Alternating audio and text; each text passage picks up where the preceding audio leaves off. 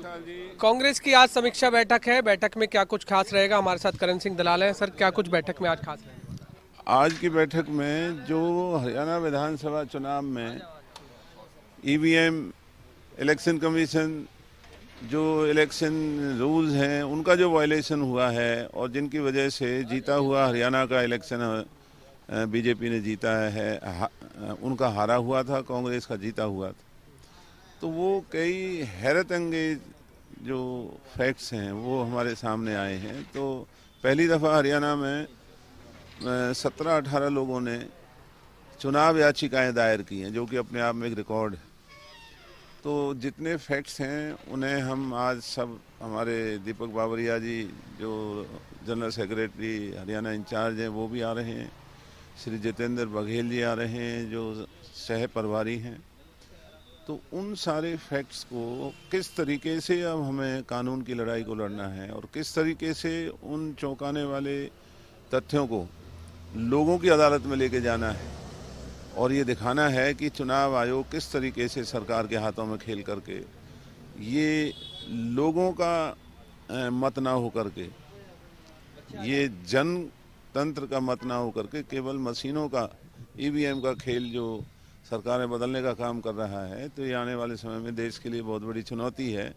ये अकेले हरियाणा का मुद्दा नहीं, ये पूरे देश का मुद्दा है। आपकी अध्यक्षता में एक कमेटी जो गठित की गई थी, कौन कौन सी ऐसी विधानसभाएं हैं जहां पर आपको लगा कि ईवीएम में गड़बड़ी हुई है? उस कुछ लिस्ट है? कितनी विधानसभाएं हैं ऐसी? उसमें जो तथ्य हमारे सामने आए हैं वो हर विधानसभा में हर तरीके से इन्होंने खेल खेला है।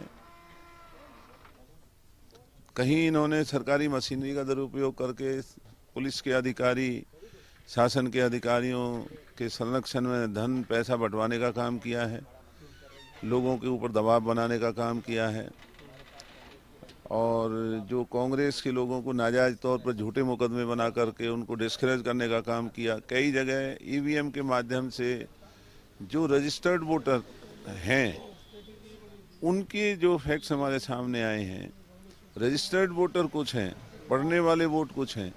तो ये सारी बातें कानूनी प्रक्रिया के दायरे में हैं और जो याचिकाएं दायर हुई हैं अब उनको कैसे आगे बढ़ाना है, कैसे लोगों की अदालत में जा कर के हमें लोगों को ये दिखाना है कि आज देश के अंदर चुनाव आयोग का जो विश्वसनीयता हुआ करती थी उसके ऊपर जो परसेंट चिन्ह लगे हुए हैं वो आने वाले समय में देश के लिए बहुत बड़ा खतरा है। तो दलाल साहब, कितनी विधानसभाएं हैं? कुछ आंकड़ा है?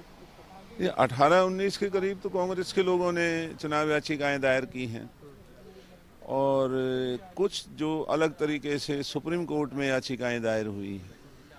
कुछ सुप्रीम कोर्ट के आदेश के मुताबिक अलग तरीके से जो नई प्रक्रिया है जस्टिस खन्ना जी की खंडपीठ की, उसके मुताबिक अलग से कारगुजारी होने चल रही है।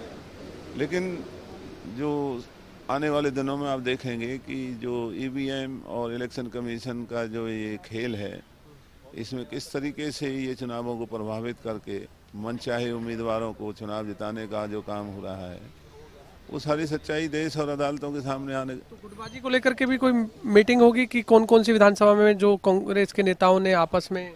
नहीं, आज हम केवल कानूनी प्रक्रिया जो चुनाव से जुड़े हुए तथ्य हैं, जो ईवीएम और दूसरे जो कानूनी उल्लंघना हुई है अभी, क्योंकि वो समयबद्ध तरीके से उनकी पालना करनी जरूरी है, तो हम केवल अभी उनके बारे में ही विचार कर रहे हैं और जल्दी ही ये बातें आपके सामने आएंगी।